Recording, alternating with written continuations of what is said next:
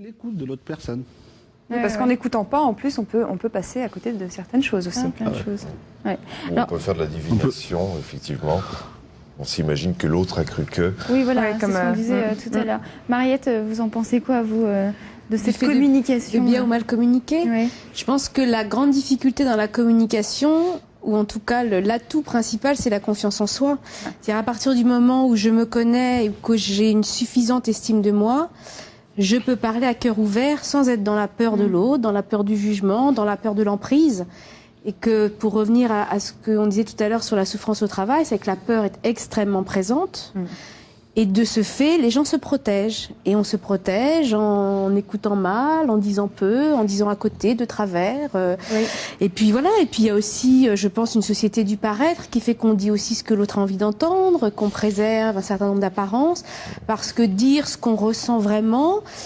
Ça peut blesser. Ça peut, oui, d'ailleurs, c'est vrai que ça peut blesser. Après, il y a aussi alors le respect de l'autre. C'est-à-dire, le respect de l'autre, c'est pas forcément dire tout ce qu'on a envie de dire non plus. Hein, c'est pas ça. Être honnête aussi, quand même. Voilà, mais après, il y a cette sincérité, c'est vrai cette qu'être trop franc, parfois fait mal. Exactement. C'est toute la difficile, difficulté hein. et parfois le piège dans lequel tombent certaines personnes qui sont rompues au développement personnel ou à l'affirmation de soi et qui ont oublié que l'autre était aussi présent. C'est-à-dire que s'affirmer, c'est bien. Mais s'affirmer dans le respect d'autrui, c'est encore mieux. Oui, parce qu'il y a des gens très sensibles aussi, qui peuvent sûr. prendre très très mal les choses et faire des dépressions, pleurer. Bien sûr. Alors que finalement, on est juste honnête et sincère. Il faut prendre une certaine c'est là où comment je prends en compte l'autre. C'est-à-dire que je peux aussi être dans une sincérité, c'est-à-dire dans une intention positive, blesser l'autre, mais j'irais de manière...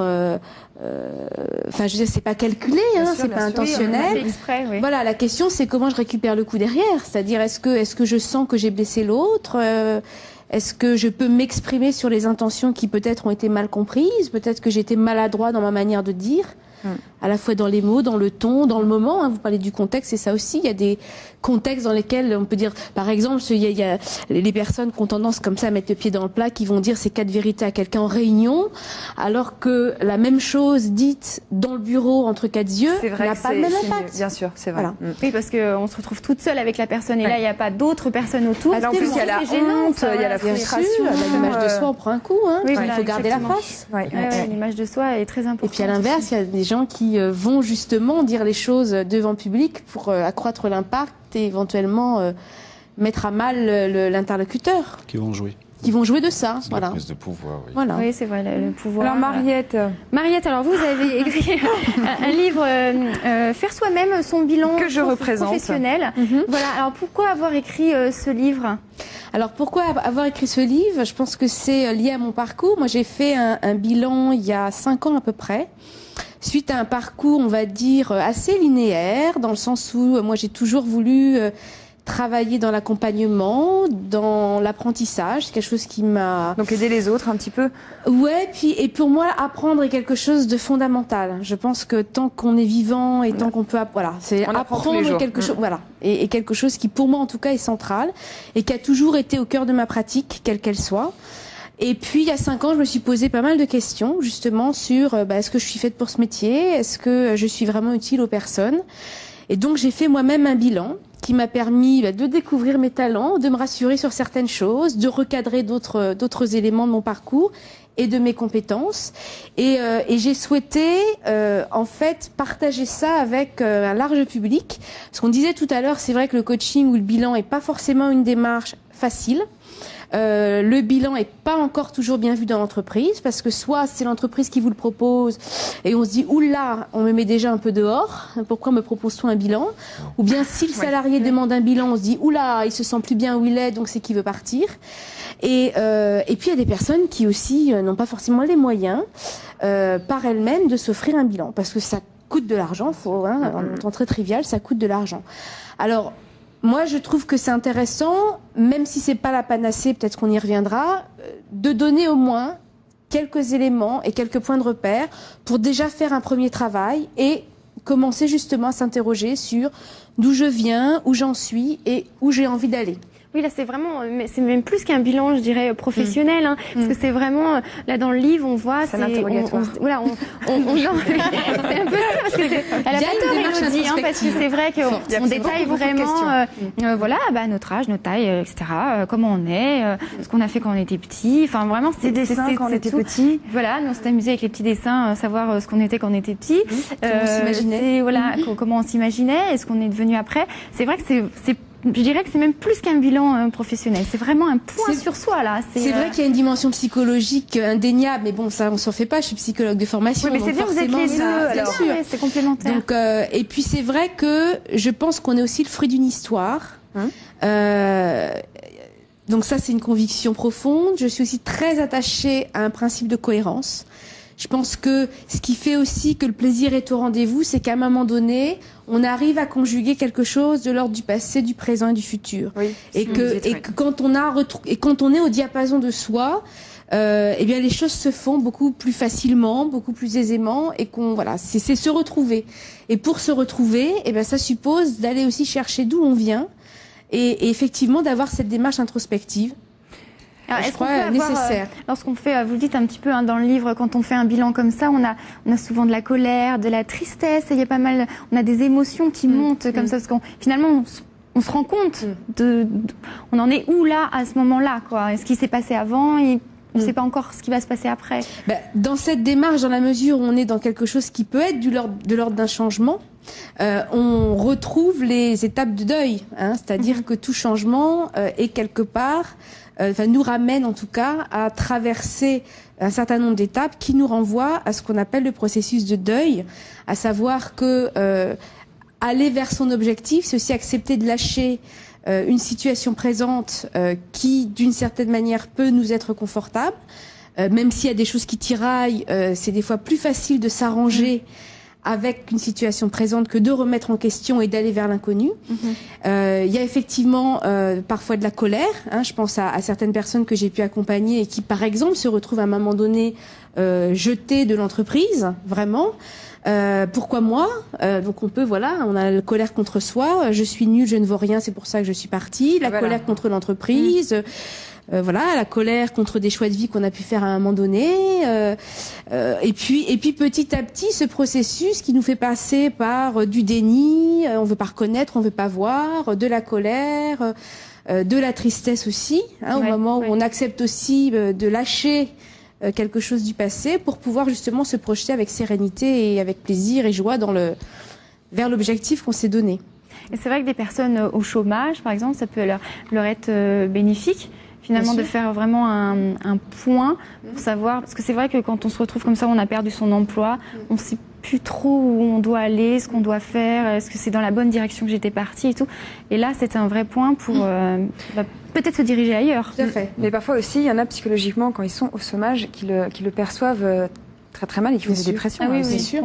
C'est très difficile. Oui, c'est difficile. Et après, tout dépend aussi de l'histoire de la personne et ce qu'elle s'est construit. C'est vrai que pour certains, l'échec professionnel est absolument terrible quand la personne n'a pas su gérer ou vivre des échecs préalables. C'est-à-dire que parfois, pour certains, c'est la première claque qu'ils se prennent dans la vie et c'est pour le coup très difficile. Oui, parce que pour retrouver des métiers aujourd'hui, c'est pas facile. Le monde du travail est assez difficile, je veux dire.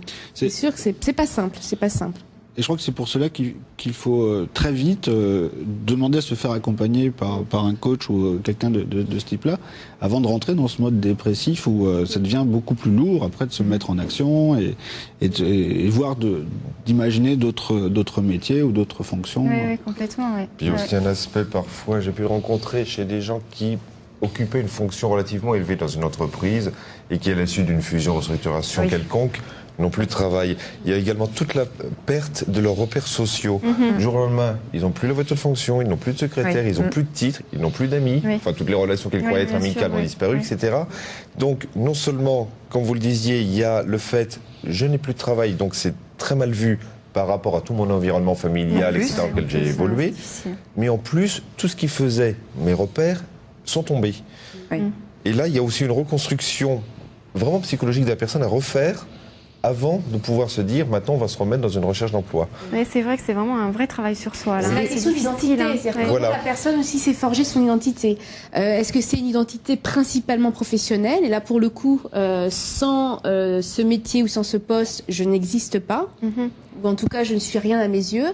Est-ce que c'est une identité familiale? Il y a des personnes qui se sont construites là-dessus. Je pense notamment à des personnes avec qui j'ai pu travailler qui sont mères au foyer, et voilà, qui se sont construits un monde autour de l'éducation des enfants. Et le jour où les enfants quittent le nid, c'est le vide. Ah oui, forcément.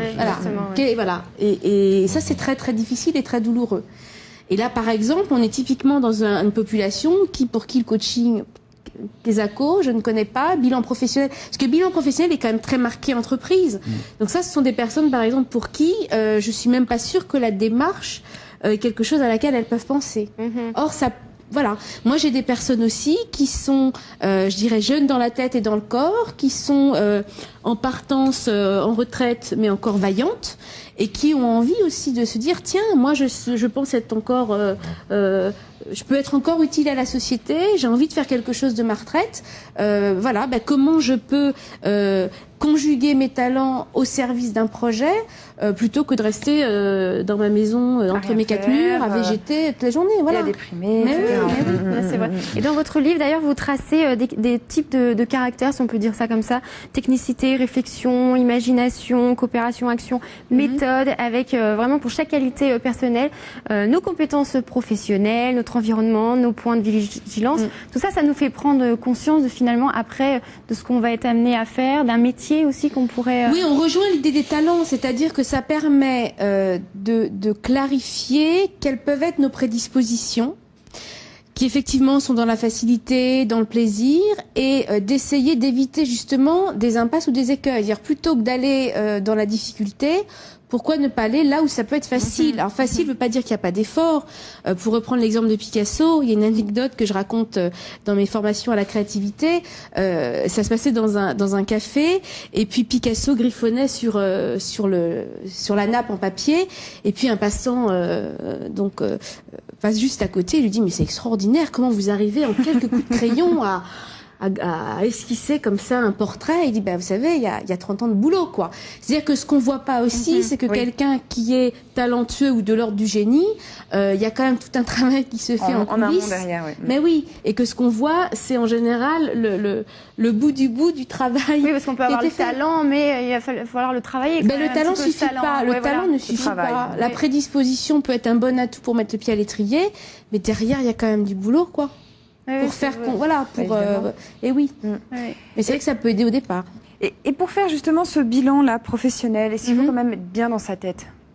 Parce que si on est triste, négatif, est-ce qu'on va pas penser plutôt négativement? Est-ce qu'on va pas faire finalement comme il faut pas le faire? C'est vrai que quand on est un peu triste, tout ça, souvent on n'est pas très, on dit pas les choses de la même façon, on ressent pas les choses de la même façon aussi. Donc il est évident que cette démarche-là, elle est très liée à là où j'en suis. C'est-à-dire que si vous faites votre bilan aujourd'hui, si vous le faites dans 5 ans, il y a de grandes chances qu'il y ait des choses qui soient différentes. Alors peut-être pas fondamentalement, mais il y aura forcément des choses différentes.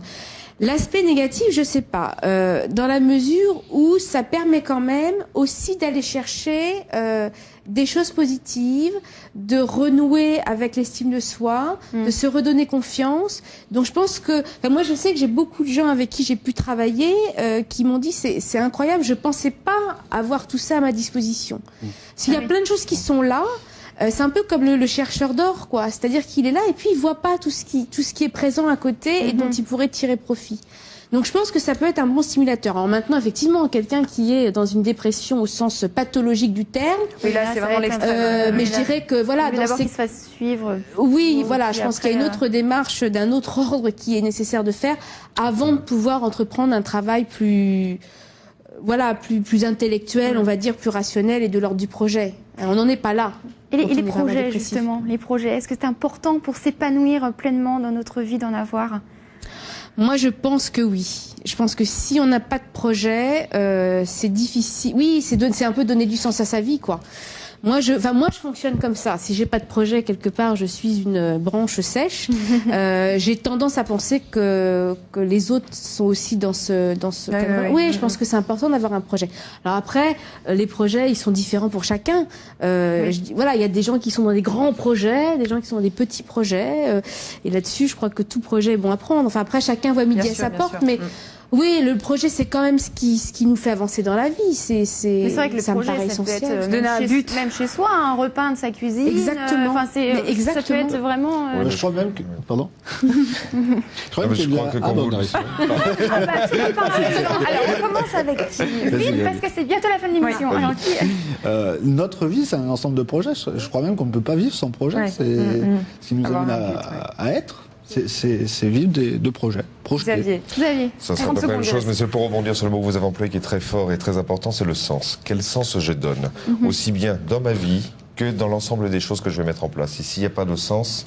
Il n'y a pas de vie. Oui, ouais, exactement. Voilà la conclusion. La conclusion de ça. Et pas de vie. Merci à vous trois d'avoir été avec nous aujourd'hui. Merci de nous avoir suivis. On se retrouve jeudi prochain à 15h. Tout de suite, vous avez rendez-vous avec Tir au but, avec Jésabelle Lémonnier et Mikis Siriex. Très bonne fin d'après-midi sur Direct 8. Au revoir. Au revoir Elodie. Au revoir Sandrine.